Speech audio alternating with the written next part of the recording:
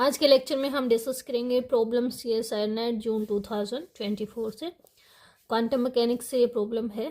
Question है a particle of energy E is scattered off one dimensional potential lambda delta x where lambda is a real positive constant with the transmission amplitude T plus, है ना। Transmission amplitude उन्होंने T plus कह दिया। फिर इसी particle पे एक another experiment perform किया गया, स्कैटरिंग एक्सपेरिमेंट ही था। वन डायमेंशनल पोटेंशियल उसमें माइनस लैम्डा डेल्टा एक्स कह दिया। फिर उसका जो ट्रांसमिशन एम्पलीट्यूड उन्होंने बताया वो T माइनस बोला। अगर एनर्जी G जो है 0 को टेंड करे तो फेज डिफरेंस बताना है हमें इनके बीच में क्या होगा, ठीक है। तो देखिए आप यहाँ देख सकते हैं कि जो डराक डेल्टा पोटेंशियल है वो कितना इंपॉर्टेंट है। इस पे एक और प्रॉब्लम पहले भी आई है, इसी में जून 2024 में हमने डिस्कस भी की है। मैं आप लोगों को दिखाऊं कि ये जो प्रॉब्लम हमने की थी, यहाँ पे भी जो पोटेंशियल दे रखा था वो डराक डेल्टा था, बट इस प्रॉब्लम में जो स्टेट थी वो बाउंड स्टेट थी। उन्होंने जो वेव फंक्शन दे रखा था बाउंड स्टेट का दे रखा था, बट हमारे करंट क्वेश्चन में उन्होंने क्या कह रखा है कि कैसी स्टेट है, स्कैटरिंग स्टेट है। स्कैटरिंग स्टेट से मतलब होगा कि यहाँ पे हमारे एक्सपेरिमेंट में E जो होगा वो क्या होगा, ग्रेटर देन 0 होगा, ठीक है।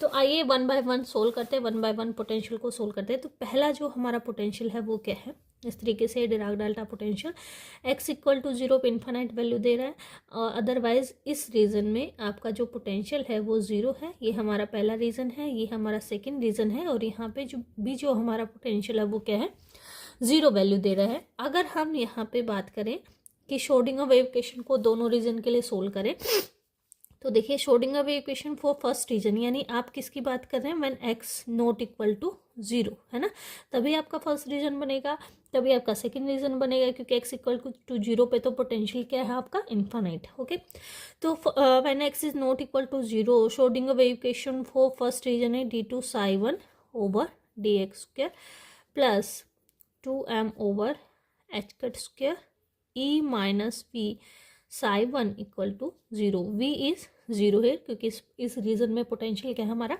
0 है। तो यहाँ से देखिए इक्वेशन हमारी बन गई d2 psi1 over dx square plus 2m e over h cut square psi1 equal to 0। अब e स्कैटरिंग स्टेट है, e ग्रेटर देन 0 है, तो ये पॉजिटिव क्वांटिटी होगी, तो हम k स्क्वायर डिफाइन करेंगे equal to 2m e over h cut square, यानी इस क्वांटिटी को आप क्या डिफाइन कर देते हैं, के स्क्वायर डिफाइन कर देते हैं। तो यहाँ से हमारे पास इक्वेशन क्या आ गई, d2 psi over dx square plus k square psi1 equal to 0। इसका सॉल्यूशन क्या आ जाएगा हमारे पास, psi1 equal to some constant e raised power iota kx, another constant e raised power minus iota kx, ठीक है। यहाँ से आप साइड लिख सकते हैं, this term representing the incident wave moving to our positive x axis, ये represent कर रही है रिफ्लेक्टेड वेव जो बाउंड्री से रिफ्लेक्ट बैक होके इस डायरेक्शन में जा रही है, नेगेटिव एक्स डायरेक्शन में, तो ये रिफ्लेक्टेड होगी। अगर आप इस रीजन के लिए सोल्व करें तो इस रीजन में भी पोटेंशियल आपका क्या 0 ही है, तो सेम ही प्रोसेस रहेगा। तो psi2 हम लिख देते हैं, psi2 must be equal to c raised to power iota kx plus d e raised power minus iota kx, ऐसा ही होना चाहिए। अब देखिए जैसे हमने कहा कि एक ये किसको रिप्रेजेंट करा, इंसिडेंट को, यहाँ बाउंड्री है उसे रिफ्लेक्ट बैक होके चली गई, ये वेव किसको रिप्रेजेंट करिए, रिफ्लेक्टेड को। अब इस रीजन में भी ये किसको रिप्रेजेंट करेगी, क्योंकि यहाँ से यहाँ ये है तो ये रिप्रेजेंट करेगी ट्रांसमिटेड को। ये किसको रिप्रेजेंट कर रही है, ये रिप्रेजेंट कर रही है कि आगे अगर कोई बाउंड्री होती तो उससे रिफ्लेक्ट बैक होके वेव वापस जाती, बट क्योंकि सेकंड रीजन में ऐसी कोई बाउंड्री नहीं है जिससे वेव क्या हो, रिफ्लेक्ट बैक होके जाइए, इसलिए आपका डी कोफिशिएंट क्या हो जाएगा, 0 हो जाएगा, ठीक है। डी कोफिशिएंट 0 हो गया। तो हमारे पास जो वेव फंक्शन आए हैं फर्स्ट रीजन में और सेकेंड रीजन में वो क्या आए हैं, raised power iota kx plus b raised power minus iota kx, ये हमारा फर्स्ट रीजन का वेव फंक्शन आ गया। सेकेंड रीजन का वेव फंक्शन अगर हम निकालें तो वो हमारा आ जाएगा c raised power iota kx, ठीक है। हमें क्वेश्चन में जो गिवन है वो ट्रांसमिशन एम्पलीट्यूड गिवन है, तो ट्रांसमिशन का मतलब क्या, कितनी ट्रांसमिट हुई और आपने कितनी इंसिडेंट की थी, वही हिसाब लगाएंगे। तो ये क्वेश्चन किसको बताता है, ट्रांसमिटेड को, और ये इंसिडेंट को बताता है। जो t प्लस हमारे पास गिवन है उसका क्या मतलब है, वो c/a गिवन है। क्या गिवन है आपको, c/a गिवन है। तो एट बाउंड्री अब सी बाय ए आपको निकालना है, उसके लिए आप बाउंड्री कंडीशन लगाइए। At boundary x equal to 0 आपका जो वेव फंक्शन है psi 1 must be equal to क्या होना चाहिए, साई 2। इसमें 0 पुट करेंगे, इरेज पर 0 1, इरेज पर 0 1, तो आपके पास क्या आ गया, A plus B, this must be equal to C. तो एक इक्वेशन आपके पास आ गई कि जो ए प्लस बी है वो आपके पास क्या है, सी के इक्वल है। अब क्योंकि डिराक डेल्टा पोटेंशियल में हमने पढ़ा था कि जो डेरिवेटिव होता है इनका, फर्स्ट डेरिवेटिव वो कंटिन्यूस नहीं होगा, वो डिसकंटिन्यूस होता है, उसमें एक डिसकंटिन्यूटी आती है, ठीक है। तो सेकंड रिलेशन हम इसका वहीं से निकालेंगे, डिसकंटिन्यूटी कंडीशन से, ठीक है। तो फिर से लिखते हैं श्रोडिंगर वेव इक्वेशन। तो श्रोडिंगर वेव इक्वेशन हमारे पास जो होती है वो क्या होती है, minus h cut square over 2m d2 psi over d x square plus v psi equal to E psi, ये होती है। अब v जो हमारे पास गिवन है, एक एक्सपेरिमेंट में v गिवन हमारे पास लैम्डा डेल्टा x, पहले इसका निकालते हैं उसके बाद दूसरे एक्सपेरिमेंट का देख लेंगे। तो v की वैल्यू की जगह ये पुट कर दीजिए, minus h cut square over 2m d2 psi over d x square, ठीक है, plus lambda delta x psi function of x equal to E psi function of x, ठीक है। इसको इंटीग्रेट कर दीजिए दोनों तरफ, ये क्या आ जाएगा, minus h cut square over 2m integration minus epsilon to epsilon, और यहाँ पे जो एप्सिलॉन होगा उस पर लिमिट लगेगी, that limit epsilon must tend to 0, है ना, क्योंकि बाउंड्री तो कहाँ है, x इक्वल टू 0 पे ही है, ठीक है। ये आ गया d2 psi over d x के d x plus lambda integration minus epsilon to epsilon delta x और साई एक्स इक्वल टू, अब देखिए ये क्या बता रहा है, एक्स इक्वल टू 0 पे तो कंटिन्यूस है, यानी साई 1 साई 2 के इक्वल है, इंटीग्रेट करके डिफरेंट सब्ट्रैक्ट करोगे तो 0 हो जाएगा, साइज कंटिन्यूस, तो ये टर्म तो क्या आनी है आपकी, 0 आनी, ठीक है। अब यहाँ देखिए ये टर्म क्या होगी आपकी, minus h cut square over 2m, ठीक है, यानी कि सेकंड रीजन में जो इसका फर्स्ट डेरिवेटिव है उसमें आपने x की जगह क्या पुट करना है, 0 पुट करना है, ठीक है।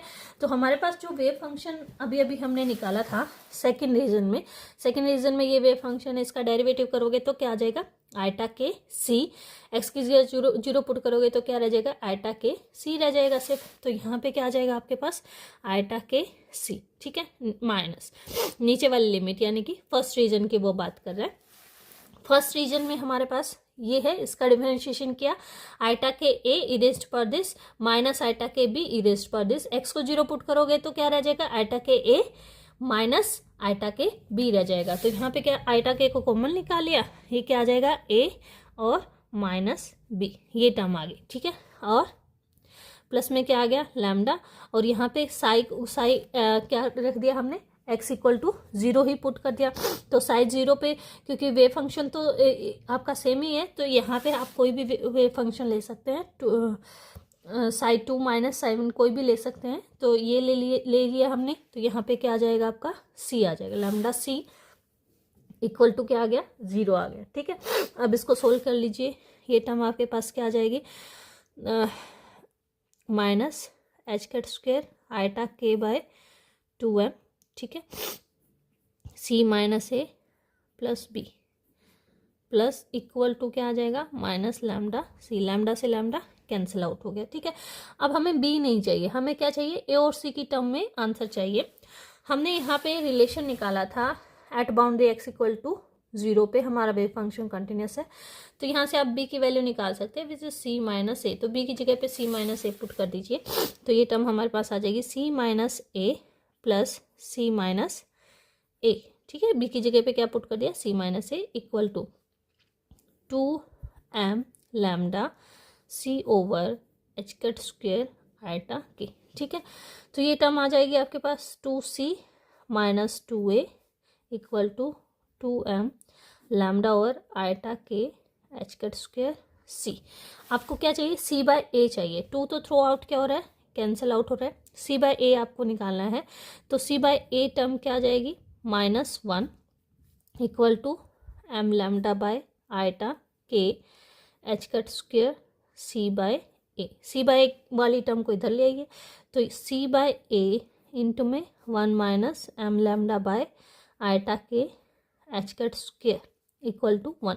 तो यहाँ से c बाय a जो टर्म आ रही है वो क्या आ रही है हमारे पास, this term is 1/1 minus m lambda over iota k h cut square. और c बाय a टर्म किसको रिप्रेजेंट कर रही है, this is representing t plus. तो t प्लस हमने निकाल लिया, ठीक है। अब बात करते हैं सेकंड एक्सपेरिमेंट की। तो सेकंड एक्सपेरिमेंट में क्या क्या चेंजेस है वो देखिए। सेकंड एक्सपेरिमेंट में सिर्फ जो डिराक डेल्टा फंक्शन है वो पॉजिटिव के बजाय क्या हो गया, नेगेटिव हो गया, स्टेट स्कैटरिंग ही है। तो ये जो प्रॉब्लम हमने यहाँ पे सोल्व की वो कहाँ सोल्व की है, when x is not equal to 0। तो इतना तो सेम ही रहेगा, है ना। सेकंड जो पार्ट है हमारा वो भी इतना सेम ही रहेगा। अब यहाँ आ जाइए, यहाँ पे हमने b की जगह पे क्या पुट किया है, at this place we have put v is equal to lambda delta x। अगर आप सेकंड एक्सपेरिमेंट लेते हैं तो वहाँ पे v की जगह पे क्या पुट करोगे, माइनस लैम्डा, यानी लैम्डा की जगह पे हमने जस्ट क्या करना है, माइनस लैम्डा, माइनस हो जाएगा, बाकी सेम रहेगा। तो आपके पास सिमिलरली जो t माइनस निकल के आएगा वो क्या आ जाएगा, 1/, लैम्डा की जगह पे माइनस लैम्डा करेंगे तो 1 plus m lambda over iota k h cut square, ठीक है।